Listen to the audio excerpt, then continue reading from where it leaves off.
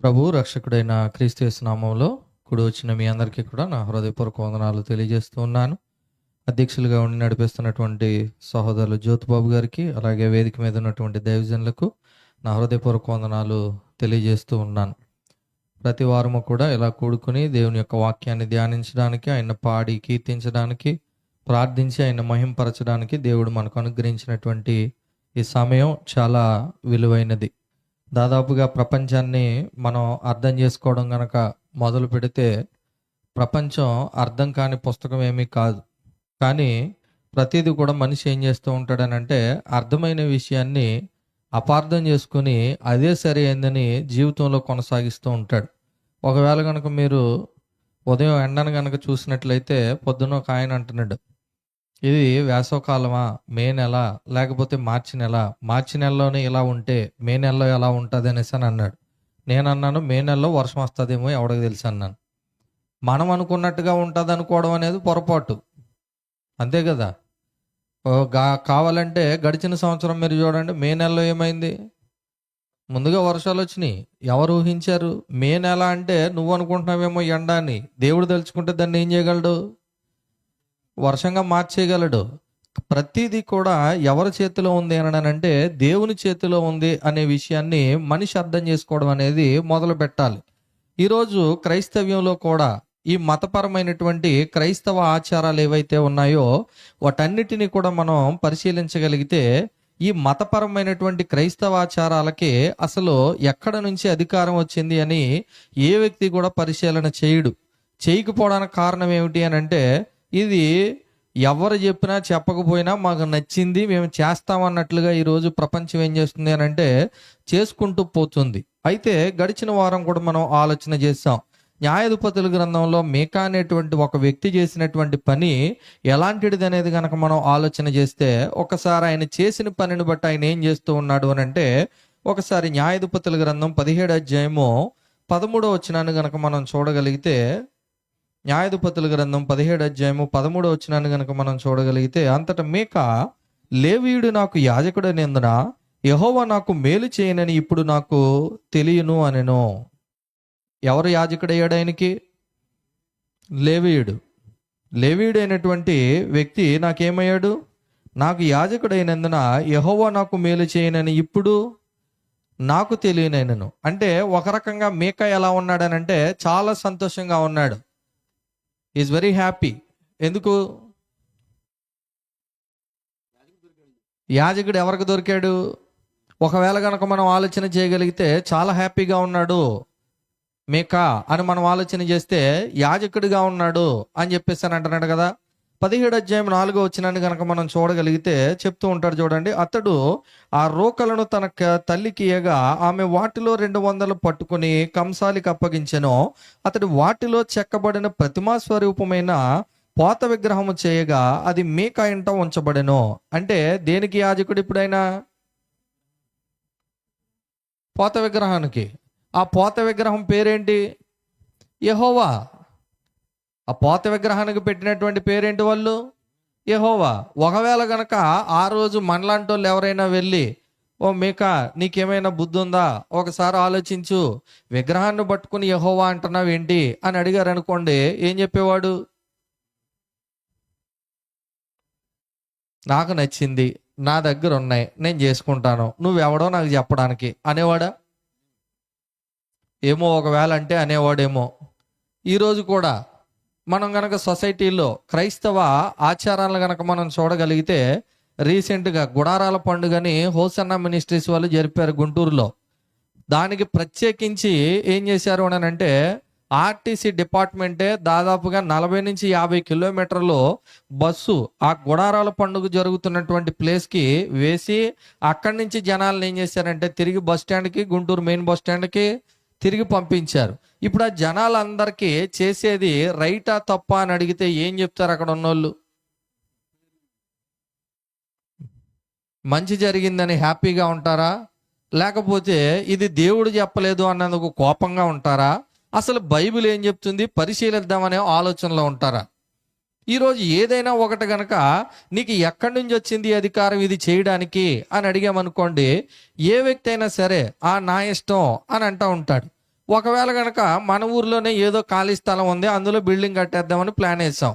ఎవరన్నా వచ్చి అడిగితే నువ్వెందుకు ఇక్కడ వేస్తున్నావు అని అడిగారు అనుకో, నా ఇష్టం నేను వేసుకుంటా నువ్వు పో అని అన్నాడు అనుకో, వెళ్ళి ఏ పంచాయతీలోనో కంప్లైంట్ ఇస్తే రావాల్సిన వాళ్ళు వస్తారు. వచ్చి ఏమంటారు, ఏది నీ డాక్యుమెంట్ ఏది, నువ్వు ఎక్కడి నుంచి వేస్తున్నావు ఇది అని అంటే, ఇది ప్రభుత్వ స్థలం, ఇది ప్రభుత్వానికి చెందింది, ప్రభుత్వానికి చెందిన స్థలంలో నువ్వు ఎలా కట్టగలుగుతావు అని చెప్పేసి కనుక అడిగాడు అనుకోండి, లేదు నీకు కూడా నేను సమాధానం చెప్పను పో అని అన్నాడంటే అప్పుడు ఏం చేస్తారు? అప్పుడప్పుడు అంటారు చట్టం తన పని తాను ఏం చేస్తుంది, చేసుకుంటూ పోతుందని. ఎలా చేసుకుని అప్పగిస్తారు. కోర్టు అప్పగిస్తే కోర్టు ఏం చేస్తుంది, శిక్ష విధిస్తుంది. ఇక్కడ దేవుడు కూడా ఏంటన్నాడనంటే చట్టం అనేది ఒకటి ఇచ్చాడు. ఏంటా చట్టము అని అంటే ధర్మశాస్త్రం. ఆ ధర్మశాస్త్ర ప్రకారం దేవునికి ఏమి లేదు అని అంటే ఒక రూపం అనేది లేదు, కానీ ఒక రూపాన్ని చేసి ఆ రూపానికి యెహోవా అనే పేరు ఎవరు పెట్టారు? ఇప్పుడు మీకా పెట్టాడు. ఒకవేళ ధర్మశాస్త్ర చట్టాన్ని గనక మనం చూడగలిగితే యాజకుడు ఎవరు ఉండాలి అని అంటే లేవీడే ఉండాలి. లేవీడైనంత మాత్రాన సరిపోరు, అహరోను వంశంలో ఉన్నవాడు మాత్రమే ఏమవ్వాలి, యాజకుడు కావాలి. ఆ యాజకుడు అవ్వాలంటే కూడా ఆయన ఏం చేయాలి అని అంటే ఆయన్ని ప్రతిష్ఠించాలి. ప్రతిష్ఠించితేనే కానీ ఆయన ఏం కాడు అని అంటే యాజకుడు కాలేడు. కానీ ఒకవేళ గనక మీకా చేసిన పనిని గనక మనం చూస్తే ఆయన యూదా దేశం నుంచి వెతుక్కుంటూ ఆ లేవీయుడు వచ్చాడు. వచ్చినప్పుడు మీకా ఆయన చూసి నువ్వు ఎక్కడి నుంచి వచ్చావు, ఏంటి నీ పని ఏంటి అని అంటే, నాకు స్థలం ఎక్కడా లేదు, నా పరిస్థితి బాగోక నేను అటు ఇటు తిరుగుతున్నాను అని అంటే, అయితే ఒక పని చేయి, నువ్వు లేవీయుడు కదా, నా ఇంట ఉండు, నా ఇంట ఉండి ఇదిగో ఈ విగ్రహానికి నువ్వేం చేస్తావు అని అంటే యాజకత్వాన్ని చేయి, నేను నీకు 10 వెండి నాణాలు ఏం చేస్తానని అంటే 10 వెండి రూకలు నీకు జీతంగా ఇస్తాను, నువ్వు నాకు తండ్రిగా ఉండు, యాజకుడిగా ఉండు అని అనగానే ఆయన ఏం చేశాడు? ఇప్పుడు ఆయనకి యెహోవా కానీ ధర్మశాస్త్రం కానీ అర్థమైందా అనంటే అర్థం కాలేదు. మీకాకు అర్థమైందా అనంటే అర్థం కాలేదు. ఈరోజు క్రైస్తవులైనటువంటి మనకు అర్థమైందా అనంటే, క్రీస్తు ప్రభు ద్వారా ఒక చట్టం ఇచ్చాడు, దానికి అధికారం కలిగి ఉన్న వ్యక్తి ఎవరు? క్రీస్తు. ఆయన చెయ్యి అంటే నువ్వు చేయాలి, వద్దు అంటే ఏం చేయాలి? మానేయాలి. కానీ ఈరోజు నా ఇష్టం నేను చేసుకుంటా అనే పరిస్థితులు ఈరోజు ఎవరు ఉన్నారని అంటే మనిషి ఉన్నాడు అనేది వాస్తవం. ఒకవేళ కనుక ఈ రోజే కాదు, చాలా మంది అనుకుంటారు ప్రకటన గ్రంథం 22వ అధ్యాయంలో చూస్తే గనక ఈ ప్రకటన గ్రంథం ఉన్న దాంట్లో దేనిని నువ్వేం తీసేయకూడదు, కలిపితే అలా అవుతుంది, తీసేస్తే ఎలాగవుతుంది, కొత్త నిబంధనలో చెప్పాడని అనుకుంటారు.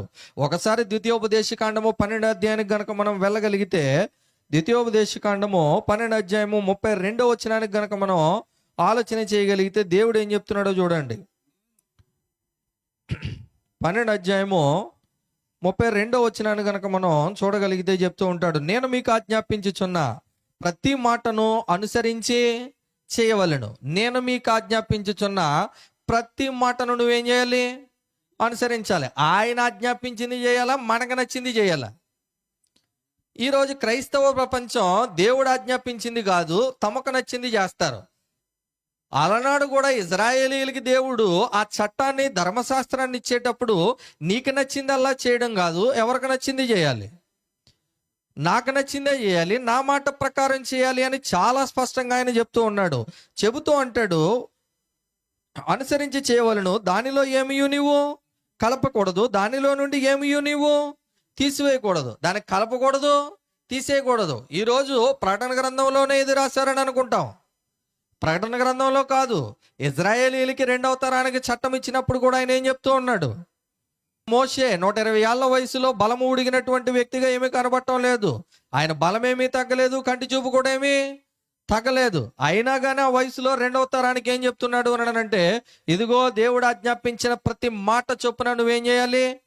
చేయాలి. నీకు నచ్చింది అలా చేయడానికి దేవుడు నీకు అనుమతి అనేది ఇవ్వలేదు. కానీ ఈరోజు మనిషి ఎవరికి నచ్చింది చేస్తూ ఉంటాడు.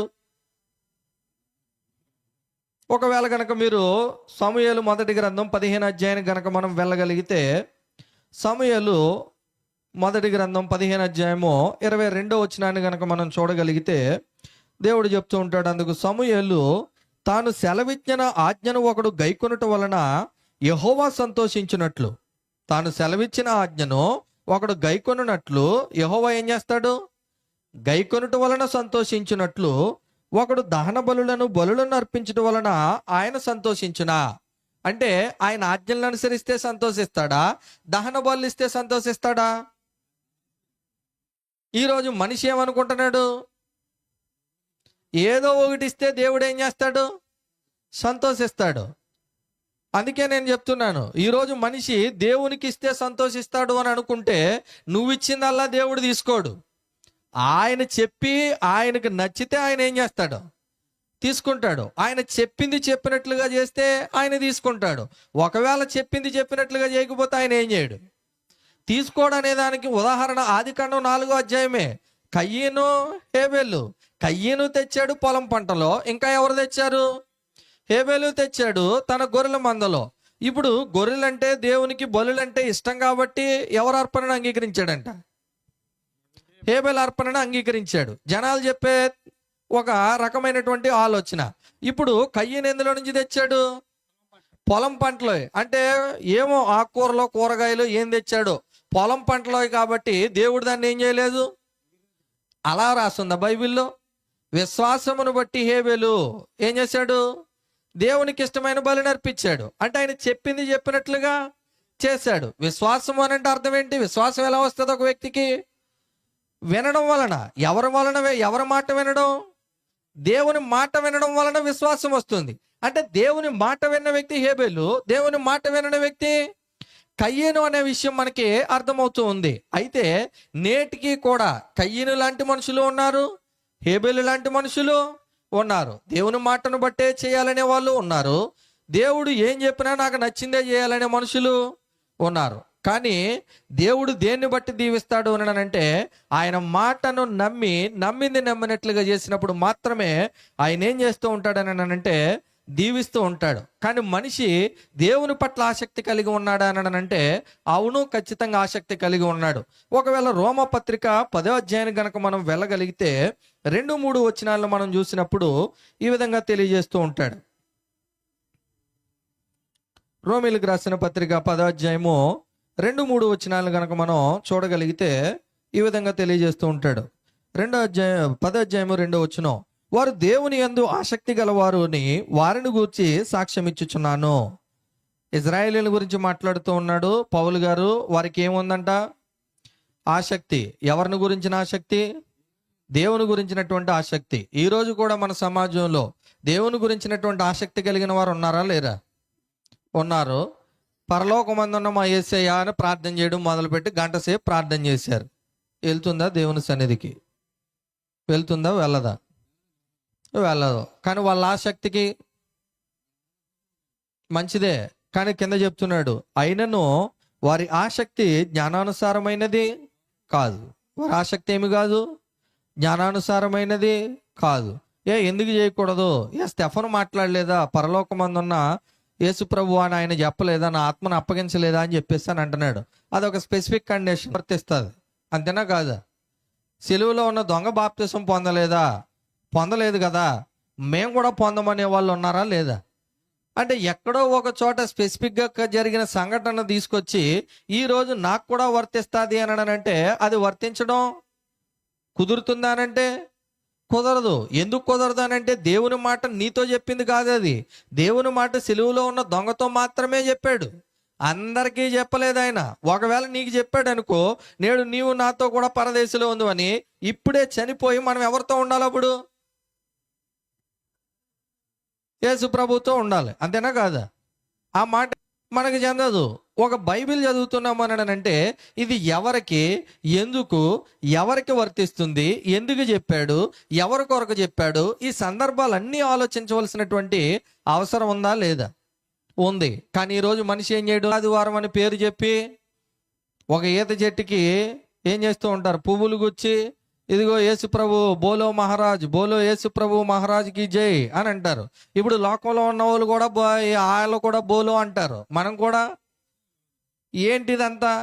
ప్రపంచం ఏం చేస్తే అదంతా నిన్ను చేయమని దేవుడు ఏం చేయలేదు, చెప్పలేదు. ఒకవేళ అదే చేయాలనుకుంటే ఇక్కడికి రావాల్సిన అవసరం లేదు. కానీ ఇక్కడికి వచ్చి అది చేసి ఏమవుతుంది అనుకుంటున్నాడు మనిషి? భక్తి అని అనుకుంటున్నాడు. నువ్వు భక్తి అని అనుకోవడంలో నీ ఆసక్తి కనబడుతుంది, కానీ అది ఎలా లేదు? జ్ఞానానుసారంగా లేదు. ఒకవేళ నీ జ్ఞానము నీకై ఉండొచ్చు, కానీ ఎవరికి జ్ఞానము కాదు అది. దేవుని జ్ఞానానికి ఎంత మాత్రమో కూడా సరిపోదు. ఆయన ఆలోచనల ముందు నువ్వు నేను ఏం చేయలేము, నిలవబడలేము. ఒకవేళ గనక నువ్వు నేను ఇలాగే ఉండిపోయి ఇదే నేను నమ్మిందే నిజము అని అనుకుంటే గనక, ఒకవేళ గనక మీకా చేసిన పని ఎంత పొరపాటుకు దారి తీసిందో, నేడు మనం చేసే పని కూడా అంతే పొరపాటుకి దారి తీస్తుంది. కానీ ఈరోజు మనుషులు ఏమనుకుంటూ ఉన్నారని అంటే, తమకు నచ్చింది అల్లా చేసి అదే భక్తి అనుకునే పరిస్థితి కనబడుతూ ఉంటుంది. 3వ వచనంలో అంటాడు, ఏలయనగా వారు దేవుని నీతిని ఎరుగక తమ స్వనీతిని స్థాపింపబూనుకొనుచు దేవుని నీతికి లోబడలేదు. అంటే ఎవరి నీతికి లోబడలేదు? అంటే లోబడడం లోబడకపోవడం అనేది ఉందా లేదా? దేవుని వాక్యానికి ఏం చేయాలి? లోబడాలి. నువ్వు లోబడడంలో ఏముంది అని అంటే, దేవుని యొక్క నీతి అనేది ఉంది. నీ స్వనీతి అంతా పట్టుకొచ్చి ఎవరి దగ్గర పెట్టకూడదు, దేవుని దగ్గర వాక్యం దగ్గర పెట్టకూడదు. ఇది స్వయంగా నేను చెప్పింది కాదు, క్రీస్తు ప్రభువే స్వయంగా చెప్తూ అంటూ ఉంటాడు. మత్తయి సువార్త 15వ అధ్యాయము 9వ వచనాన్ని గనక మనం చూడగలిగితే దేవుని యొక్క వాక్యం తెలియజేస్తూ ఉంటుంది. మత్తయి సువార్త 15వ అధ్యాయము 9వ వచనాన్ని గనక మనం చూడగలిగితే దేవుని యొక్క వాక్యం ఈ విధంగా మాట్లాడుతూ ఉంటుంది. మనుషులు కల్పించిన పద్ధతులు దైవోపదేశములని బోధించుచు. మనుషులు కల్పించిన పద్ధతులు దైవోపదేశములను బోధించుచు. బోధిస్తారా? బోధించరా?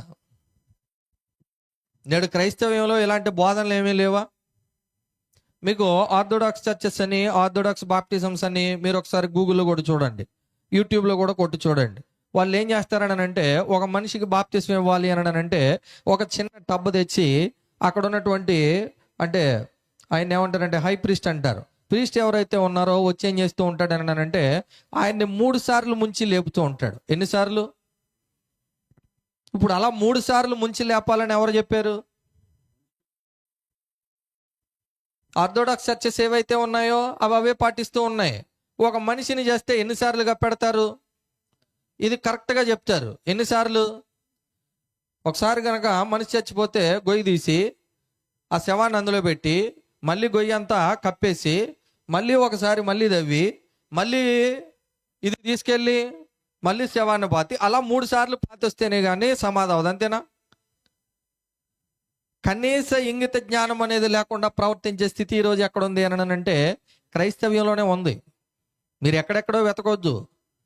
ఈరోజు ఏదో మన మధ్యన ఉన్నటువంటి భారతీయుల్లో ఈ అజ్ఞానం ఉంది అని ఎవరు అనుకోవడానికి వీలు లేదు. దానికంటే విపరీతమైనటువంటి అజ్ఞానం ఉన్నటువంటి పరిస్థితి నేడు క్రైస్తవ్యంలో మతపరమైనటువంటి ఆచారాలతో ఏమైపోయింది అని అంటే నిండిపోయి, దేవుని ఆజ్ఞకు దేవుని మాటకు ఏ విధంగా లోబడకుండా వారు ఉండిపోయారా లేదా? దాన బలులు ఇస్తే చాలు దేవుడు ఏం చేస్తారనుకున్నాడు? సంతోషిస్తాడు అనుకున్నాడు. సౌలు కూడా అలాగే అనుకున్నాడు. సమూయేలు వచ్చి అదే చెప్తూ ఉన్నాడు, నువ్వు బలులు ఇవ్వడం వల్ల సంతోషిస్తాడని అనుకుంటే పొరపాటు. ఆయన మాట వినడం కంటే దానికంటే శ్రేష్టమైనది ఇంకొకటి ఏది కూడా లేదు అని చాలా స్పష్టంగా తెలియజేస్తూ ఉన్నాడు. ఇక్కడ క్రీస్తు ప్రభు కూడా ఉన్నాడు. క్రీస్తు ప్రభు కూడా ఇక్కడ ఉన్నటువంటి సందర్భంలో మాట్లాడుతూ అంటూ ఉన్నాడు. ఆయన ఏమంటూ ఉన్నాడు? మనుషులు కల్పించిన పద్ధతులు దైవోపదేశములని బోధించుచు వారు నన్ను వ్యర్థముగా ఏం చేస్తూ ఉన్నారు? ఆరాధించుచున్నారు. వ్యర్థమా ఉపయోగమా? ఈరోజు చాలా మంది ఏమనుకుంటున్నారు అని అంటే, మేము చేసే ఆరాధన కాదా అని అంటారు. అవునా కాదా అని ఎవరిని అడగాలి? వాక్యం ఏం చెప్తే నువ్వేం చేయాలి? అదే చేయాలి. ఒకవేళ అది కాకుండా నీకు నచ్చిందల్లా చేస్తే ఖచ్చితంగా అది ఆరాధన అవుతుందా అని అంటే అవదు. ఈరోజు ఆరాధనలో లేచి మనుషులు ఏం చేస్తూ ఉంటారు అని అంటే సాక్ష్యాలు చెప్తూ ఉంటారు. చెప్తారా? చెప్పరా? ఆరాధనలో సాక్ష్యము అనే అంశమే లేదు. మీరు కొత్త నిబంధన అంతా తెరిచి చూస్తే అక్కడ ఏం కనబడదు? సాక్ష్యము అని అంటే ఎవరిని గురించి ఎవరు చెప్పారు? యేసుక్రీస్తుని గురించి ఆయన శిష్యులు చెప్పారు. ఏ వ్యక్తి కూడా తను వచ్చి నిలవబడి ఇదిగో నా సాక్ష్యం అని చెప్పి ముందు వచ్చి సంఘంలో ఏం చేయలేదు. ఒకవేళ అలాంటి సందర్భం ఏదైనా ఉంటే మనకు కనబడితే అది చేయొచ్చు, తప్పేమీ లేదు. కానీ చెప్పనదల్లా పట్టుకొచ్చి ఎక్కడ పెట్టకూడదు. కానీ విచిత్రమైన విషయం ఏంటి అని అంటే, పట్టుకొచ్చి పెట్టి పొరపాటు చేసింది కాకుండా దాన్ని ఏం చేస్తాం? సమర్థించుకుంటే సమర్థించుకున్నారు. నేను చేస్తే తప్పేంటి, నాకు నచ్చింది నేను చేసుకుంటా. ఇది ఎవరి మీద అరుస్తున్నాం, ఎవరి మీద మాట్లాడుతున్నాం ఇది అనంటే, మీరు బాగా పరిశీలన చేయండి. ఇజ్రాయేలీల్ని 40 సంవత్సరాలుకి కారణం ఏంటి అనేది ఒక్కసారి ఆలోచన చేయండి. అవిధేయత అవిధేయత అవిధేయత. ఎన్ని సంవత్సరాలు? 40 సంవత్సరాల్లో. ఎవరైతే ఆయన నమ్మలేదో ఆ తరమంతటిని కూడా ఏం చేశాడు? మీకు విచిత్రమైన విషయం ఏంటంటే, నిర్గమకాండంలో ఉన్నదంతా కూడా మీకు ఎక్కడ కనబడుతుందనంటే ద్వితీయోపదేశ కాండంలో కనబడుతుంది.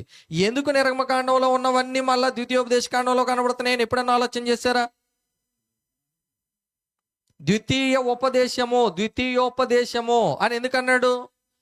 డిటరోనమీ అని ఇంగ్లీష్లో అంటూ ఉంటాడు. డిటరోనమీ, డ్యూ అంటే 2 అంటే మనకు అర్థమవుతుందో లేదో. ద్వితీయ ఉపదేశం ఎవరికి చేస్తూ ఉన్నాడు? ఆ చనిపోయిన తరం తర్వాత పిల్లలు ఎవరైతే ఉన్నారో వాళ్ళకు మరలా ఏం చేస్తూ ఉన్నాడు? రే అబ్బాయి, ఇదిగో మీ తండ్రులు ఇలా చచ్చిపోయారు, ఎవరి మాట వినలేదు? దేవుని మాట వినలేదు. ఇదిగో రేపు మీకు దేవుడు స్వాధీనం చేయబోతున్నటువంటి ఈ దేశంలో మీరు ప్రవేశింపబోతూ ఉన్నారు. ప్రవేశించబోతున్నటువంటి దేశంలో మీకు నచ్చినట్లు చేయడానికి వీలు లేదు. ఆయన మాట ప్రకారం మీరు ఏం చెయ్యాలి అని ఒకటికి రెండు సార్లు పదే ఆయన ఏం చేశాడు? చెప్పడా లేదా? ఈ రోజుకి కూడా ప్రపంచంలో ఏ మతానికి లేనంట ప్రచారం ఉన్నటువంటి ఒకే ఒక మతం ఏది అననంటే మీరు గట్టిగా చెప్పొచ్చు, క్రైస్తవ్యం అని చెప్పొచ్చు. ఎందుకు అననంటే అది కేవలం మన వలన కలిగింది కాదు. ప్రభు అయిన యేసే తన శిష్యుల ద్వారా ఆజ్ఞాపిస్తూ ఆయన చెప్తూ ఉంటాడు, సర్వలోకానికి వెళ్ళి సర్వ సృష్టికి మీరు ఏం చేయండి? సువార్తను ప్రకటించండి అంటూ ఏమంటాడు? నేను మీకు ఏ సంగతులను ఆజ్ఞాపించితును అన్నాడు. ఏమన్నాడు ఆయన? ఏ సంగతులను ఆజ్ఞాపించాను అని అన్నాడు. ఇవాళ ఏవేవో సంగతులు ఆజ్ఞాపిస్తూ ఉంటారు జనాలు. వాళ్ళకి నచ్చినవి, వాళ్ళ కోరుకున్నవి, వాళ్ళకి అనుకూలమైనవి, అంతేగాని ఎవరికి అనుకూలమైనవి కాదు. మొన్న కూడా ఒక ఆయన అంటున్నాడు, ఈ భారతదేశంలో కూడా ఆదివారం సెలవు తీసేసి శుక్రవారం పెడతారంట కదా, మరి ఏంటి పరిస్థితి, ఆదివారం ఆరాధనలు ఏంటి అని అంటే పక్కన ఆయన అంటున్నాడు, మరి ఏం చేస్తాం, ఆదివారం సెలవు లేకపోతే శుక్రవారం చేసుకోవడమే అంటే ఏంటి దాని అర్థం? అంటే అంతా ఈయన ఇష్టమే కానీ దేవుని ఇష్టం అంటూ ఏది లేదు. మీరు అదే గనక పాత నిబంధనను గనక తిరగేసి చూస్తే కట్టెలు ఏరుతున్నందుకు చంపేశారు ఒకడిని. ఎందుకు చంపేయమన్నాడు దేవుడు? వీళ్ళ ఇష్టం కాదు అది. ఆయన చంపేయమన్నది వీళ్ళ ఇష్టం కాదు. ఎవరిష్టం? మీరు హెబ్రీ పత్రిక 10వ అధ్యాయం ఇంటికి వెళ్ళిన తర్వాత చదవండి. 26వ వచనం కనుక మీరు చూస్తే అక్కడ కిందకి వెళ్ళి చెప్తూ ఉంటాడు, మోషే ధర్మశాస్త్రం ప్రకారం ఎవడైనా కనుక తప్పు చేస్తే 2-3 సాక్షుల మాట మీద వాడిని కనికరింపకుండా ఏం చేస్తారు? కొట్టి చంపేయాలని చెప్పాడు. ఎలాగా? కనికరింపకుండా. కనికరం అనేది లేకుండా ఏం చేయాలి? ఏం చేయకపోతే 2-3 మాటల సాక్ష్యం మీద. ఇవాళ ఆదివారం ఆరాధనకు రాలేదు, ఎందుకు రాలేదని అడిగితే నాకు నచ్చిన కారణం ఏదో చెప్తాను అని అన్నానంటే అదే పాత నిబంధన అయితే ఏం చేయాలి? ఇప్పుడు అది లేదు కాబట్టి బతికిపోయాం. ఇవాళ చాలా మంది చర్చలో ఉన్నారంటే కారణం ఏంటి? ఆజ్ఞను ఎత్తివేశాడు క్రీస్తు ప్రభు. లేదు కాబట్టి మనం ఇంకెక్కడ ఉన్నాం? ఇంకా భూమి మీద ఉన్నాం. ఎన్ని పాపాలు చేసినా ఇంకా ఎక్కడికి వెళ్తున్నాం? ఆదివారం ఆరాధనకి వెళ్తున్నాం, చర్చికి వెళ్తున్నాం. జీవితాలు ఏమవుతున్నాయని అంటే తరం వెంబడ తరం వెళ్ళిపోతూ ఉంది. కానీ దేవుని ఆజ్ఞకు ఉన్నటువంటి విలువ, దేవుని మాటకు ఉన్నటువంటి విలువ ఏమాత్రము గ్రహించే స్థితిలో ఈరోజు క్రైస్తవ్యం అనేది లేదు. ఒకవేళ చెబితే వీళ్ళందరికీ వ్యతిరేకం అండి అని అంటారు. ఎవరికి వ్యతిరేకం? మనకు ఆశ్చర్యం ఏంటి అని అంటే నోవహు 40 రోజులు ఏం కురుస్తుంది? వర్షం కురుస్తుంది, ప్రచండమైన వర్షం కురుస్తుంది అని చెప్పేసి అని ప్రపంచానికి అంతటికీ సువార్త ప్రకటించాడు ఆయన. అంటే ఒక రకంగా 120 సంవత్సరాలు ప్రకటించి ఓడలోనికి రండి అని అంటే జనాలందరూ ఎట్లా చూసారు ఆయన్ని? ఈరోజు కూడా వాక్యం ఉన్నది ఉన్నట్లుగా చెప్తే జనాలకి ఎలా ఉంటుంది? నువ్వు సమయానికే రావాలని అన్నారు అనుకోండి, చాలా మందికి కోపం వస్తుంది. మాకు పనులు ఉండవా అని. నీకు పని ఉందానంటే బతుకున్నావు కాబట్టి. పని ఉంది అనడానంటే నువ్వేం చెప్తున్నావు? గొంతులో ప్రాణం ఉంది కాబట్టి ఏం చెప్తున్నావు? పని ఉందని. తీసేస్తే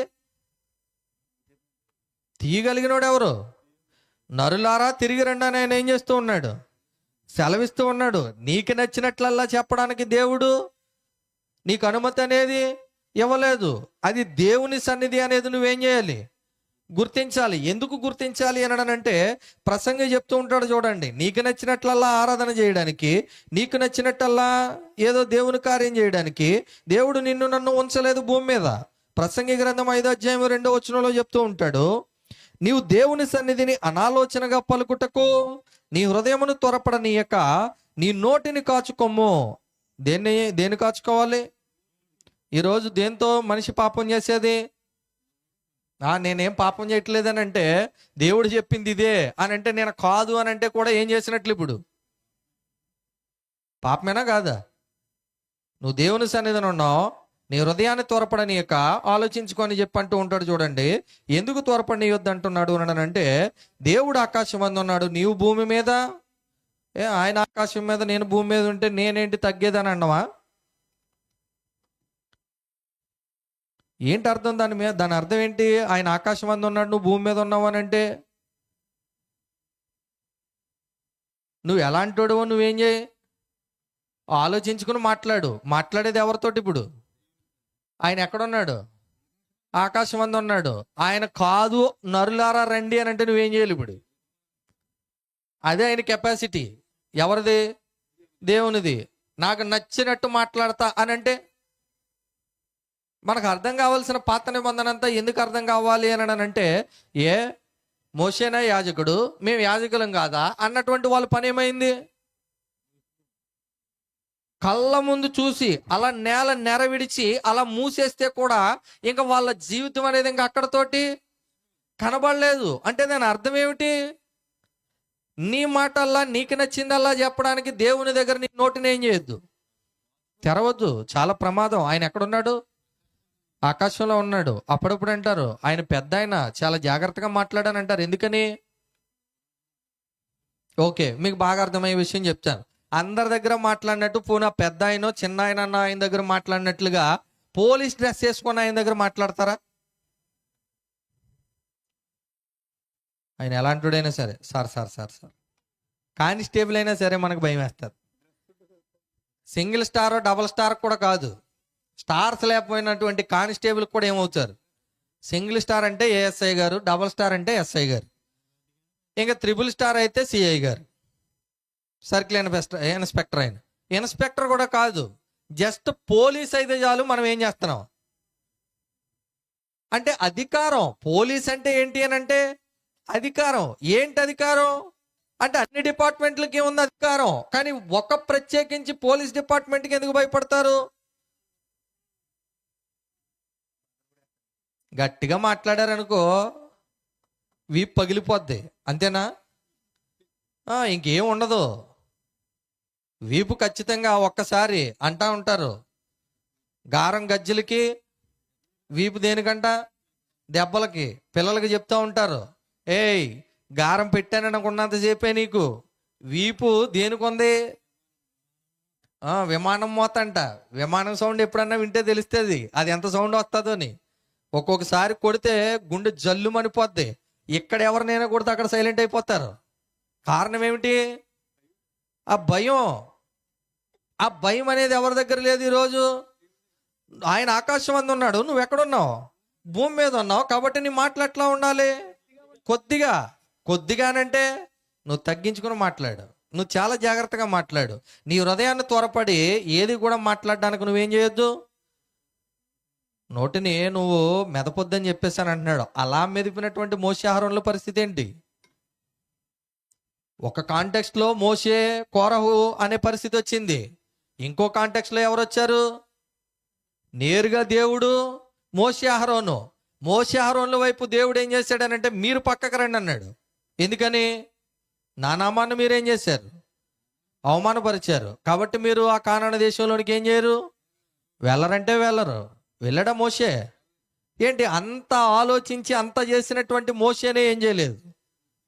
ఒకే ఒక్కసారి ఆయన మాట మీరినందుకు ప్రతిరోజు మేరుతున్నటువంటి మనకి, ప్రతి కార్యము చేస్తున్నటువంటి మనకి, దేవుడు చేస్తున్నటువంటి కార్యాలను బట్టి, మనం చెప్తున్నటువంటి మాటను బట్టి వాక్యం అది సమర్థిస్తుందా లేదని ఆలోచన చేయడం అనేది మనిషి చేస్తున్నాడా లేదా? చేసేటటువంటి స్థితి లేదు. చాలా మంది ఈ రోజు ఏమంటారని అంటే, స్త్రీలు వాక్యం చెప్పడానికి దేవుడు అనుమతి ఇవ్వలేదు సంఘములో.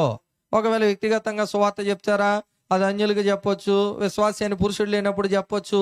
దేవుడు పురుషుడి మీద ఆమెకు అధికారం ఇవ్వలేదు విషయం మీద అని చెప్పారనుకోండి, ఏమంటారు? అంటే స్త్రీల నోరు నొక్కేస్తారా? ఏమేమో చెప్తారు కారణాలు. నువ్వు ఎక్కడో ఉన్నటువంటి మిరియాముని తెచ్చి ఆమె వాయించలేదా, మాట్లాడలేదా అని అంటే అది పాత నిబంధన. అలాగే అదే మిరియాము తప్పు చేస్తే కుష్టు కూడా వచ్చింది. మరి అప్పుడేం చేశారు? పాలెం బయట పెట్టి వారం రోజులు ఆమెను ఈ ఇజ్రాయేలీల సమాజం ఏం చేయలేదు, కలపలేదు అని అంటే దాని అర్థం ఏమిటి? మనకి 2020 వస్తేనే కానీ క్వారంటైన్ అంటే అర్థం కాలేదు. క్వారంటైన్లో ఉందామే, పక్కన పెట్టాడు అని అంటే సమాజంతో ఏం చేయకూడదు, కలవకూడదు. కలిస్తే ఏమవుద్దనంటే ఆ రోగం మరలి మిగిలిన వాళ్ళకి అంటుకుంటుంది. ఈరోజు క్రైస్తవ్యంలో కూడా ఎవరో చేసింది పట్టుకొచ్చి నేటికి అంటించి ఈ ఆచారాలన్నీ క్రైస్తవ్యంలో రుద్ది ఇవాళ ఏది నిజమంటే వాక్యాన్ని కూడా పక్కన పెట్టి, బైబిల్ని కూడా పక్కన పెట్టి ఏది నిజమంటారు? అంతే. మనుషులు కల్పించినది ఏది పద్ధతి అయితే అదే రైటు. నా నోరు ఎంత వస్తే అంతే నేనేం చేస్తాను, మాట్లాడతాను. ఎవరికి విరోధం ఇది? దేవునికి విరోధం. ఏ మనిషి కూడా ఏం చేయడం లేదు, ఆలోచించేటటువంటి స్థితిలో లేడు. కొలస్సీలకు రాస్తూ 2వ అధ్యాయంలో తెలియజేస్తూ ఉంటాడు. కొలస్సీలకు రాస్తూ 2వ అధ్యాయము 18వ వచనం. కొలస్సీలకు రాసినటువంటి పత్రిక 2వ అధ్యాయము 18వ వచనం నుంచి కనుక మనం చూడగలిగితే చెప్తూ ఉంటాడు, అతి వినయాసక్తుడై దేవదూతారాధన యందు ఇచ్చ కలిగి తాను చూచిన వాటిని గూర్చి గొప్పగా చెప్పుకొనుచు తన శరీర సంబంధమైన మనస్సు వలన ఊరక ఉప్పొంగుచు. ఇప్పుడు బాగా చదవండి. శిరస్సును హత్తుకొనని వాడు ఎవడును మీ బహుమానమును అపహరింపనీయకుడే. శిరస్సును హత్తుకొనని వాడు. శిరస్సు అంటే ఎవరు? క్రీస్తు. సంఘానికి క్రీస్తు ఏమై ఉన్నాడు? శిరస్సు అయి ఉన్నాడు. అంటే క్రీస్తుని హత్తుకొనని వాడు. క్రీస్తుని హత్తుకోవడం అని అంటే ఆయన బోధని, ఆయన మాటని హత్తుకొనని వాడు ఎవడో కూడా మీ బహుమానాన్ని ఏం చేయొద్దు అంటున్నాడు. బహుమానం అంటే first prize, second prize, third prize ఏముండవు ఇక్కడ. ఒకటే ఒక బహుమానం, నిత్యజీవం. మీ నిత్యజీవాన్ని ఏం చేయొద్దు, పోగొట్టుకోవద్దు. అతి వినయాసక్తుడే దేవదూతారాధన యందు ఇచ్చ కలిగిన వాడు ఏం చేస్తూ ఉంటాడనంటే తన శరీర సంబంధమైన మనసులో ఏం చేస్తూ ఊరకే ఉప్పొంగుతూ ఉంటాడు. అంటే వాడికి నచ్చినట్టు సంతోషిస్తూ ఉంటాడు. మీరు ఒకవేళ కనుక మేకాన్ని చూస్తే ఎంత సంతోషంగా ఉన్నాడు ఆయన, చాలా హ్యాపీగా ఉన్నాడు. దేన్ని బట్టి అనంటే ఒక విగ్రహాన్ని తయారు చేసుకుని ఆ విగ్రహానికి అసలు ఆ యాజకత్వం అనే సంబంధమే లేనటువంటి ఒక లేవీని తెచ్చి దానికి విగ్రహానికి యాజకుడిని చేసి నాకు తండ్రిగా ఉండు, నాకు యాజకుడిగా ఉండు, ఈ విగ్రహం వల్ల నేను మేలు పొందుతానని ఎంత పిచ్చి భక్తిలో ఉన్నాడో మీరు ఆలోచన చేయండి. ఆసక్తే దేవుడు అంటే, కానీ ఏమి లేదు, జ్ఞానం అనేది లేదు. అంటే తన జ్ఞానాన్ని పట్టుకొచ్చి అక్కడ పెట్టి ఇదే యెహోవా అనే ఒక ఆలోచనలో ఆయన ఏం చేశాడు. ఈరోజు కూడా ఈస్టర్ పండుగ పేరు చెప్పి ఈ రోజే క్రీస్తు ప్రభు ఏం చేశాడు? ఈ రోజు కాదు, ఆయన 2000 సంవత్సరాల కిందటే తిరిగి లేచాడు. లేచినప్పుడు ఆయన ఏం చేశాడు అని అంటే పునరుత్థాన దినాన్ని ఏర్పాటు చేశాడు, సంఘాన్ని ఏర్పాటు చేశాడు, సంఘ ఆరాధన దినంగా దాన్ని ఏం చేశాడు, తెలియజేశాడు. ఆ రోజున నువ్వేం చేయాలి? వెళ్ళి ఆరాధించాలి. ఎలాగ ఆరాధించాలంటే ఆత్మతో సత్యంతోనండి అని అంటారు. పెద్ద పెద్ద అక్షరాలు రాస్తారు ఆత్మతో సత్యముతో అని. ఏంటి ఆత్మతో సత్యముతో? సత్యం అనే మాటకు అసలు అర్థం తెలుసా మనకి? నీ వాక్యమే సత్యం. ఆ వాక్యాన్ని బట్టి ఆరాధించే స్థితి ఉందా అక్కడ? అది నీవైనా నేనైనా ఎవరైనా అలా గనక చేయకపోతే ఒకరోజు మనం ఏం చేయాలి? నువ్వు దేవునితో చేసింది అది మంచి అయినా సరే చెడైనా సరే దేవునికి ఒకరోజు ఏమి అప్పగించాలి. అందుకే నీ నోటు మాటలు జాగ్రత్తగా ఉండాలి, నీ కార్యాలు జాగ్రత్తగా ఉండాలి, దేవుడు చెప్పింది చెప్పినట్లు చేయాలి. ఈరోజు ఏంటి మీకు ఆధారం అని అడిగితే క్రైస్తవ పెద్దలు అని అంటారు. ఎవరా క్రైస్తవ పెద్దలు? ఈ ఆచారాలన్నీ గట్టిగా రుద్దేసింది ఎవరని అంటే RCM వాళ్ళు. ఆర్సీఎంలో నుంచి వ్యతిరేకించి బయటకు వచ్చినటువంటి లూథరన్ అనే ఒక వ్యక్తి పెట్టినటువంటి చాలా ఆచారాలన్నీ మళ్ళీ లూథరన్లో కూడా కొనసాగుతూ ఉంటాయి. పేర్లు పెట్టి చెప్తున్నారండి అని అంటారేమో. పేర్లు పెట్టి చెప్పింది ఏంటి? ప్రపంచం అంతా ఉన్నదే కదా ఇది. నేను కొత్తగా చెప్పేది ఏమీ కూడా లేదు. కానీ ఈరోజు అవే ఆచారాలు వాళ్ళు కూడా ఏం చేస్తారు? ఆచరిస్తూనే ఉంటారు. అలా ఆచరించి ఆచరించి ఈరోజు ఆచారాలన్నీ క్రైస్తవ్యం అంటే మేమే అనే ఒక స్థితికి ఏం చేశారు? తీసుకొచ్చారు. తీసుకొచ్చిన దాన్ని నమ్ముతున్న వాళ్ళు ఉన్నారా లేదా? ఉన్నారు. కానీ వాక్య పరిశీలన అనేది ఉందా? ఒక్కసారి కనుక అపోస్తలుల కార్యాలు 17వ అధ్యాయానికి వెళ్ళండి. ఒకవేళ కనుక మీ బహుమానాన్ని అపహరింపనీయకుడి అని అన్నందుకు ఇక్కడ బెరయలో ఉన్నటువంటి బెరయన్లను గురించి కనుక మనం ఆలోచన చేస్తే 17వ అధ్యాయము 11వ వచనం చూడండి, చెప్తూ ఉంటాడు, వీరు తెస్సలోనికేలో ఉన్న వారి కంటే గనులై ఉండిరి గనుక ఆసక్తితో సాక్ష్యమును పరిశీలించి, ఎవరిని? వాక్యాన్న సాక్ష్యాన్న? ఈరోజు ఎవరిని పరిశీలిస్తారు? అయ్యగారి సాక్ష్యం అంటే అయ్యగారిదే. అదిగా మధ్యన మీసాల గుర్రప్ప అని ఒకడు వచ్చాడు. కోయారే కోయి అన్నాడు. ఇంక యాక ఊపే ఊపు, కోడిని కోయి. చిన్నోళ్ళు చూడండి, పెద్దోళ్ళు చూడండి, ఎవ్వళ్ళు చూడండి, ఏం కోయాలి? కోడిని కోయాలి. బడుసులు వచ్చి మొత్తం కోయకుండా పోయింది. మళ్ళీ దానికి ఇంకొక ఆయన అంటాడు, దేవునితో పెట్టుకోకండి జాగ్రత్త అని. పోయి ఆ కోడిని కోయన్న పాట అప్పుడే రావాలి, ఈ బడుసులు అప్పుడే రావాలి. వచ్చిన దానికి మనం రెండు కలిపేయాలి. కోడిని కోయ అన్నాడు, కొయ్యకుండా పోయింది. మనకు అర్థమవుతుందో లేదో, దేవుడు చెప్పింది ఏదో మనం ఏం చేయాలి? చెయ్యాలి. ఈరోజు ఆయనకున్న క్రేజ్ అంతా ఇంత కాదు. ఓ సెలబ్రిటీ రేంజ్ వెళ్ళిపోయాడు. ప్రతి ఓడు ఇంటర్వ్యూ చేయడం. ఓ 2 వేసుకున్నాడు, ఏమో మరి వాటిని ఏమంటారో ఏంటో తెలియదు, కానీ ఓ 2 రౌండ్గా ఉండే వేసుకున్నాడు చేతికి. చప్పట్లు కొట్టండి, మీరు చప్పట్లు కొట్టండి అంటే కింద ఉన్న వాళ్ళందరూ కొట్టడం, మీరు గెంతండి అంటే గెంటడం. క్రైస్తవం ఇలాగే ఉంది ఈరోజు. నేను ఎందుకు గెంతాలి, నేను ఎందుకు కొట్టాలి, నేను ఎందుకు చేయాలి అని అడిగే వాళ్ళు ఎవరు ఈరోజు? మీరు ఇక్కడ ఉన్న బెరయాలో ఉన్న క్రైస్తవులను చూడండి, ఏమంటున్నారు వాళ్ళు? వీరు తెస్సలోనికేలో ఉన్న వారి కంటే గనులై ఉండిరి గనుక ఆసక్తితో వాక్యమును అంగీకరించి, పౌలును శీలయు చెప్పిన సంగతులు అలాగున్నవో లేవో అని ఆదివారము ప్రతిదినం అని ఉందా? ఆదివారం పరిశీలించడానికి ఉండాలి మనకి. వాళ్ళు ప్రతిదినము కూడా ఎంత గొప్ప వచ్చి చెప్పినా కానీ వాళ్ళు ఎక్కడున్నది పరిశీలించారు? లేఖనం అలా ఉందా లేదా, లేఖనం అలా ఉందా లేదా అని ఏం చేస్తూ ఉన్నారు? పరిశీలిస్తూ ఉన్నారు. ఈరోజు లేఖన పరిశీలన అనేది ఎంతమందికి ఉంది? ఈరోజు లేదు. కాబట్టి మనుషుల యొక్క మనస్తత్వం ఎట్లా ఉంది అని అంటే, మలాకీలో చూడండి, వాళ్ళు మాట్లాడుకుంటే దేవుడు వింటూ ఉన్నాడు. 3వ అధ్యాయం 14వ వచనం చూడండి, చాలా ఆశ్చర్యంగా ఉంటుంది ఈ మాట.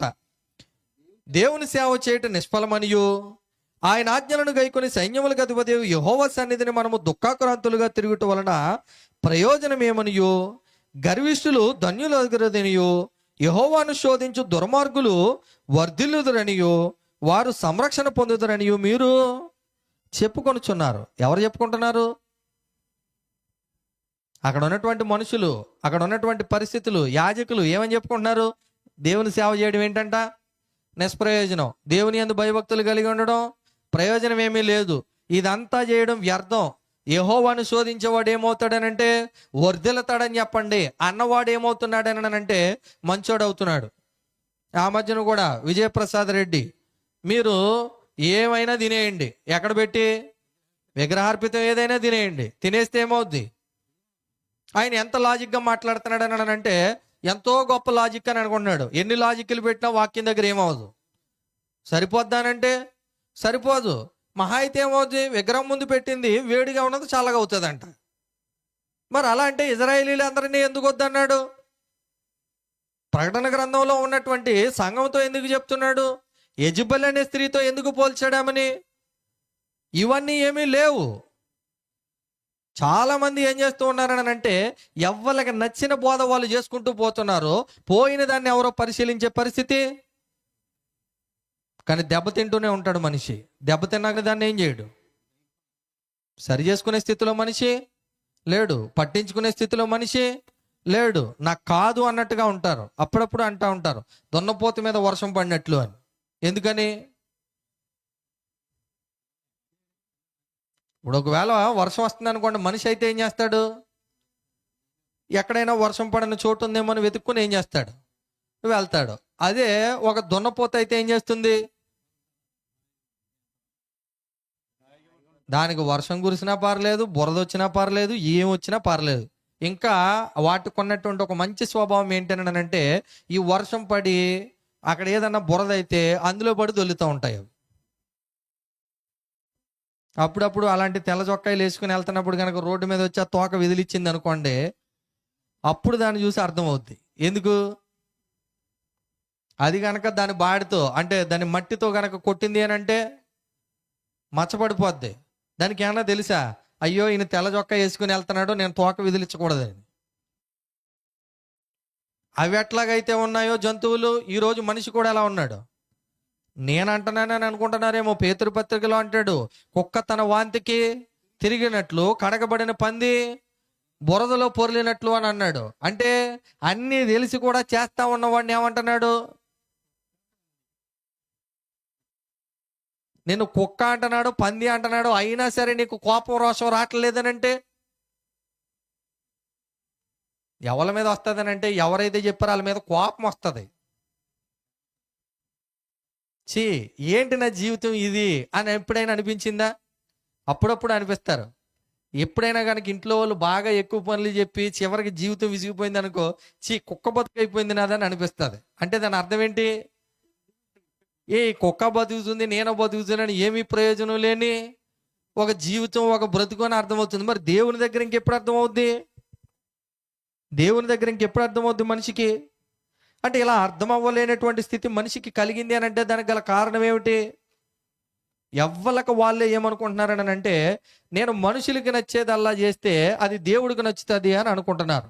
కానీ ఒకసారి కనుక మనం పరిశీలన చేయగలిగితే అపోస్తలుల కార్యాలు 5వ అధ్యాయము 29వ వచనంలో కనుక మనం చూడగలిగితే, అపోస్తలుల కార్యాలు 5వ అధ్యాయము 29వ వచనంలో కనుక మనం చూడగలిగితే ఇక్కడ మాట్లాడుతూ ఉంటారు. అందుకు పేతురును అపోస్తలులను మనుషులకు కాదు దేవునికే మేము లోబడవలను కదా. ఎవరికి లోబడాలి? దేవునికి లోబడాలి. ఎవరికి లోబడతాడు మనిషి? కొద్దిగా కానుక ఎక్కువ ఇచ్చారంటే ఇంకేమవుద్ది? ఇంకా ఆయన మాట తప్ప ఇంకెవరి మాట మాట్లాడరు. అంతే కదా. డబ్బు ఎవరిస్తే వాళ్ళ మాట మాట్లాడేసేటటువంటి పరిస్థితి. ఇంకా ఆయన చెప్పిందే చేసేటటువంటి పరిస్థితి. మీకా కూడా చేసింది అదే.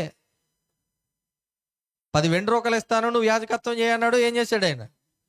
అంటే సంవత్సరానికి ఒక దుస్తు బట్టలు ఇస్తానన్నాడు. ఇస్తాననగానే ఏం చేశాడు ఆయన?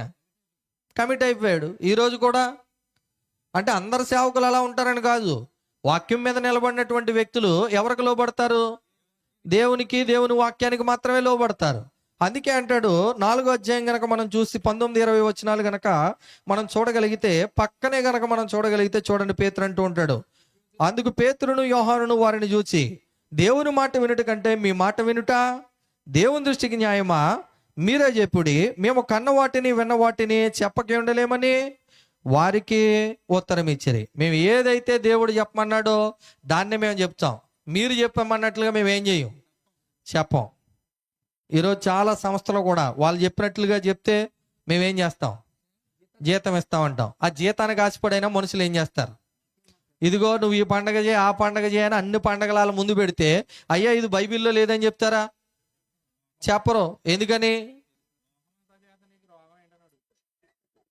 అది సహోదరులు అంటున్నారు, లోకం అంతా చేస్తుంటే నీకు రోగం ఏంటి అని అడుగుతున్నారంట. అంటే ఇంకా రోగం ఏంటి అని ఎవరిని అడుగుతున్నారు? మీరు మోషే దగ్గర ఉన్నటువంటి ఇజ్రాయేలీలే కనుక చూస్తే ఎంతసేపు పోరాటం ఎవరితోటి? వాళ్ళకి మోషేతోటి. అనుకున్నారు వాళ్ళు. కాదు, ఎవరి మాట చెప్తున్నాడు ఆయన? యెహోవా సెలవిచ్చినదేమనగా. ఎవరిది? యెహోవా సెలవిచ్చినదేమనగా, ఇదిగో మిమ్మల్ని మీరు పరిశుద్ధపరచుకోండి అని దేవుడు చెప్తున్నాడు. ఇదిగో మీరు ఎలా చేయండి అని దేవుడు చెప్తున్నాడు అని అంటే, ఇదంతా ఎవరు చెప్తున్నది అనుకున్నారు? వాళ్ళు నాశనం అయిపోయారు అంతే, ఎవరి మాట వినకపోవడాన్ని బట్టి. ఒక్కళ్ళు మిగలలేదు, ఒక్కళ్ళు మిగల్చలేదు దేవుడు. ఆ తరంలో ఒక్కడు మిగలలేదు అంటాడు. నరులారా తిరిగి రండి అని ఆయన సెలవిచ్చుచున్నాడు. ఆయన ఆకాశం అందు ఉన్నాడు, నువ్వు ఎక్కడున్నావు? భూమి మీద ఉన్నావు. నీ మాటలు ఎట్లా ఉండాలి? కొద్దిగా ఉండాలి. మనుషులు బోధించినటువంటి కల్పనా బోధల వైపు నువ్వేం చేయొద్దు, తిరగొద్దు. ఆ బోధించిన పద్ధతులు నువ్వేం చేయొద్దు, అనుసరించొద్దు. ఇన్ని మాటలు చెప్పినా కానీ మనిషికి పౌరుషం, రోషం అనేది ఉందా?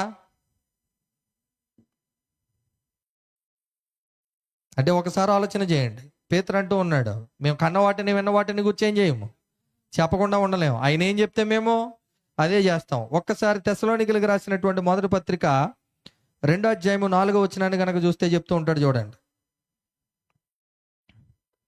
తెస్సలోనికీయులకు రాసినటువంటి మొదటి పత్రిక 2వ అధ్యాయము 4వ వచనం.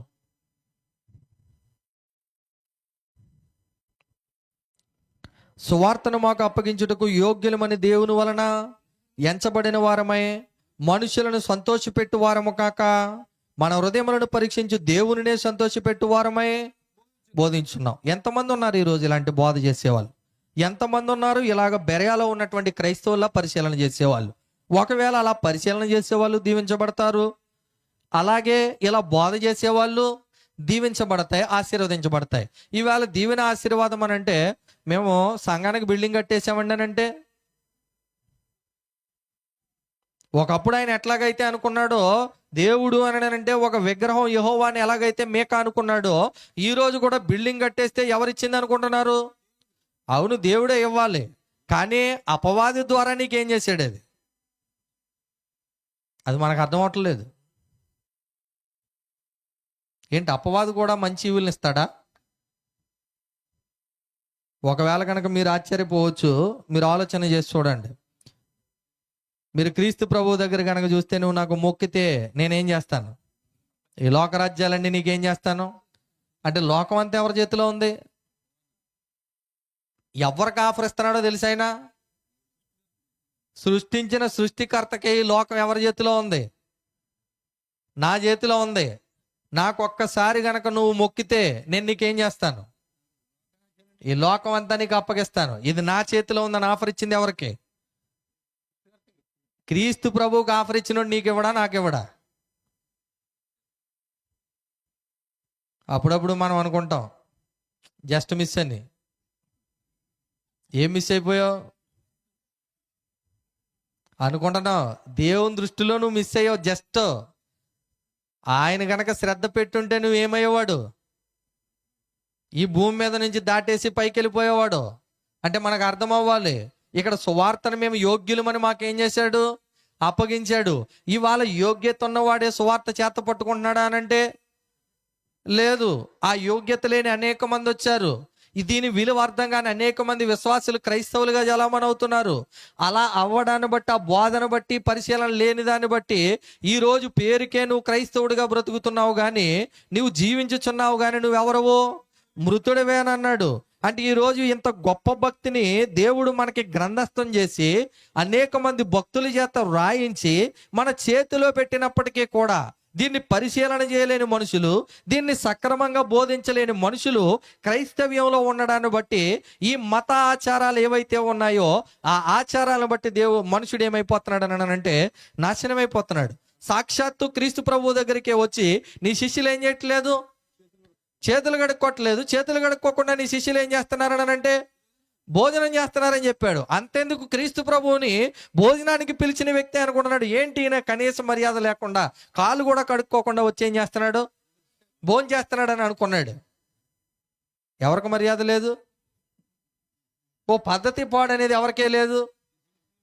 అంటే పైన ఉన్నటువంటి క్లీన్నెస్ గురించి చూస్తున్నారు, కానీ హృదయంలో ఉన్నటువంటి ఆ క్లీన్నెస్ గురించి, ఆ పరిశుద్ధతను గురించి ఆలోచించే స్థితి ఈరోజు మనిషికి లేదు. బుల్లెట్ కొంటే చాలా గొప్పోడు ఒకప్పుడు. ఇవాళ బుల్లెట్ వస్తే లెక్కే లేదు. ఎందుకు? అందరూ కొనేసారు, నువ్వు కొనేది ఏంటి, నేను కొన్నాను అని. ఈరోజు క్రైస్తవ్యం విలువ కూడా తగ్గిపోయింది. ఎవరి వల్ల? క్రైస్తవుల వల్లే. బయట ఎవరి వల్ల దీని విలువ తగ్గలేదు. ఎందుకు తగ్గలేదు అని అంటే ఎంతకంతకు వాళ్ళే భయం ఉంది. మీ క్రైస్తవులు అబద్ధం ఆడరు కదా, మీ క్రైస్తవులు మోసం చేయరు కదా, మీ క్రైస్తవులు దేవుడికి భయపడతారు కదా, మీ క్రైస్తవులు ఇలా అని వాళ్ళకే ఒక భయం ఉంది. చెప్పుకోవాలని అంటే రాహాబ్ అనే వేశ్య కూడా, ఇదిగో ఈ దేశం మీదకి మీరు వచ్చారు, మీకు ఓగుకి ఏం చేశారు, ఆ పక్కన ఉన్నటువంటి రాజుకి ఏం చేశారు మాకు తెలుసు, ఈ పట్టణం మీదకి వచ్చినప్పుడు దయచేసి మమ్మల్ని విడిచిపెట్టండి, మా కుటుంబాన్ని జ్ఞాపకం చేసుకోండి అని చెప్పేసాను అన్నది. ఇప్పుడు ఉన్నటువంటి టెక్నాలజీ ఏమి ఆ రోజుల్లో లేదు. లేకపోయినా విని ఆమె ఏం చేసింది, భయపడింది. దేవుని యొక్క నిజమైనటువంటి శక్తి ఏంటో ఆమె తెలుసుకుంది. ఈరోజు నిజమైనటువంటి భక్తి ఏంటో తెలుసుకోకుండా మనకు నచ్చిన భక్తి చేసి అది జ్ఞానానుసారం కాకపోయినా మనం ఏం చేస్తూ ఉన్నాం. అందుకే ఇర్మియా గ్రంథంలో చెప్తూ ఉంటాడు. ఈ వాక్యాన్ని చదివి మనం ముగిద్దాం. ఇర్మియా గ్రంథము 9వ అధ్యాయం 23వ వచనాన్ని కనుక మనం చదవగలిగితే, ఇర్మియా గ్రంథము 9వ అధ్యాయానికి కనుక మనం వెళ్ళి చదవగలిగితే చెప్తూ ఉంటాడు. ఇర్మియా గ్రంథము 9వ అధ్యాయము, యెహోవా ఇలాగు సెలవిచ్చుచున్నాడు, జ్ఞాని తన జ్ఞానమును బట్టి, సూర్యుడు తన శౌర్యమును బట్టి అతిశయింపకూడదు, ఐశ్వర్యవంతుడు తన ఐశ్వర్యమును బట్టి అతిశయింపకూడదు. అతిశయించువాడు దేనిని బట్టి అతిశయింపవలనగా, భూమి మీద కృప చూపుచు నీతి న్యాయములు జరిగించుచున్న యెహోవాను నేనే అని గ్రహించి నన్ను పరిశీలనగా తెలుసుకొనుటను బట్టియే అతిశయింపవలను, అట్టి వాటిలో నేను ఆనందించువాడనని యెహోవా సెలవిచ్చుచున్నాడు. ఎందులో అతిశయింపాలి? ఈ భూమి మీద నువ్వు నేను బ్రతకడానికి కారణమే ఎందుకు మనం ఉన్నాము అనే విషయాన్ని పరిశీలించే వారిని బట్టి ఆయన ఏం చేస్తూ ఉన్నాడు అని అంటే ఆనందించువాడై ఉన్నాడు. కానీ ఆయన చేసిందల్లా, ఆయన చెప్పిందల్లా చేయడం మానేసి మనకు నచ్చిందల్లా చేసి ఆయన సంతోషిస్తున్నాడని మనం అనుకుని బ్రతకడం అనేది వ్యర్థం. అందుకే మనుషులను వ్యర్థంగా ఏం చేస్తూ ఉన్నారు, ఆరాధిస్తూ ఉన్నారనే విషయాన్ని చాలా స్పష్టంగా తెలియజేస్తూ ఉన్నాడు. అంటే ఈరోజు మనకు అర్థం కావాల్సిన విషయం ఏంటి? జ్ఞాని తన జ్ఞానాన్ని బట్టి ఏం చేయకూడదు, అతిశయించకూడదు. ఆ జ్ఞానం ఎవరిచ్చారు అని అంటే దేవుడిచ్చాడు. ఐశ్వర్యం ఎవరిచ్చారని అంటే దేవుడిచ్చాడు. ఇంకా శౌర్యం అంటే బలాతిశయం ఎవరిచ్చారు అని అంటే దేవుడిచ్చాడు. ఏది ఇచ్చినా ఎవరు ఇవ్వాలి? దేవుడు ఇవ్వాలి. నువ్వు అతిశయించాలి అని అంటే, ఇదిగో నేను దేన్ని బట్టి నేను నిన్ను అతిశయించాలని చెప్పాను, దేన్ని బట్టి నేను ఆనందించాలని కోరుకున్నానో దాన్ని బట్టి నువ్వేం చేయి, ఆనందించు. ఆనందించుడి. ప్రభువును బట్టి ఏం చేయాలి? ఆనందించాడు. ప్రభువునందు ఏం చేయాలి? ఆనందించాలి. ఎవరినందు ఆనందిస్తాం మనం? లోకం నందు ఆనందిస్తాం. ఆ ఆనందం పట్టుకొచ్చి ఎవరు చెప్పింది అనుకుంటాం? పెళ్ళిళ్ళకి కూడా పాస్టర్ గారిని తెచ్చి ప్రార్థన చేసి వాక్యం చెప్పి తాళి కట్టిన తర్వాత డ్యాన్సులు వేసి కూడా ఎవరు ఆనందించినట్టు? పాటలు వేసేటప్పుడు మొదటి పాట క్రైస్తవ పాట వేసి మిగిలిన పాట సినిమా పాటలు ఎట్టు కూడా ఎవరు ఆనందించినట్టు? అంటే రోజు మనిషి ఎవరికి నచ్చింది చేస్తున్నాడు. ఒకవేళ కనుక నువ్వు ఇలా చేయకూడదు అని చెప్పి కనుకంటే ఎలా ఉంటుంది మనిషికి? మన వైపు పెళ్ళిళ్ళన్నీ కూడా చెప్తున్నాను చాలా వరస్ట్గా ఉంటాయి. ఒకవేళ అందరికి అర్థమైన వాళ్ళు కూర్చోబెట్టండి, నలుగురికి వాక్యం చెప్దామని అంటే జనాలు ఎలా ఉంటారు? మీకు అంతెందుకు, మన వైపు జరిగేటటువంటి సమాధి కార్యక్రమాలు ఉన్నాయనుకోండి, చనిపోయినప్పుడు నలుగురిని కూర్చోబెట్టి వాక్యం చెప్పే స్థితి ఉంటుందా? ఉండదు. కూర్చొనేవారు. ఎందుకు కూర్చొనేవారు? కనీసం అక్కడ ఉన్నటువంటి కుటుంబానికి ఆదరణ కలిగే 4 మాటలు చెప్పనివ్వరు. కూర్చోమని అంటే కూర్చొనే మనిషి అంటే ఏదో చనిపోయారు కాబట్టి ఆ కుటుంబం దగ్గరకు వచ్చి ఏం చేయాలి? కనిపించి వెళ్ళాలంతే. అంతకు మించి చేసే కార్యక్రమం ఏమి? ఇవాళ ఆదరించడం అని అంటారు. అంత ఆదరించేటటువంటి స్థితి ఎవరికి కూడా? చివరికి క్రైస్తవులు అన్న వాళ్ళు కూడా ఎలా ఉన్నారు? అలాగే ఉన్నారు. కానీ ఆలోచన చేయండి, దేవుడు ఏం చేస్తే సంతోషిస్తాడనేది.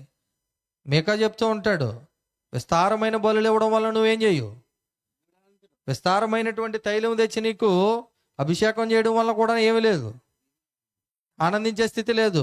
నా ప్రథమ ఫలాన్ని నీకు ఇచ్చినా కానీ నీకు ఆనందించే పరిస్థితి లేదు. నీతి న్యాయము నువ్వు కోరుకుంటున్నావు, దాన్ని బట్టి నువ్వేం చేస్తున్నావు? ఆనందిస్తున్నావు అనే విషయాన్ని తెలియజేస్తూ ఉంటాడు. మీకా అంటే మనం చదివిన న్యాయాధిపతుల గ్రంథం 17వ అధ్యాయం మీకా కాదు. మీకా ప్రవక్త, మీకా గ్రంథం రాసినటువంటి మీకా ప్రవక్త అంటున్నటువంటి మాట ఇది. ఒకవేళ కనుక ఆలోచన చేస్తే నీ జ్ఞానాన్ని బట్టి నువ్వు అతిశయించే స్థితి లేదు, నీ శౌర్యాన్ని బట్టి అతిశయించే స్థితి లేదు. దేవుడు దేని యందు ఆనందించమన్నాడు, దాని యందు నువ్వేం చేయాలి? ఆనందించాలి. ఆయన మాటను బట్టి ఆయన ఏం చేస్తూ ఉన్నాడు అని అంటే, అనుసరించడాన్ని బట్టి ఆయన ఏం చేస్తూ ఉన్నాడు? సంతోషిస్తూ ఉన్నాడు. మీరు యోహాను పత్రికలు చదవండి, చదివితే ఆయన పదే పదే చెప్తూ ఉంటాడు, నా పిల్లలు సత్యమును అనుసరించి నడుచుకొనిచున్నారని వినుట కంటే నాకు ఎక్కువైన బాధ ఇంకొకటి లేదన్నాడు.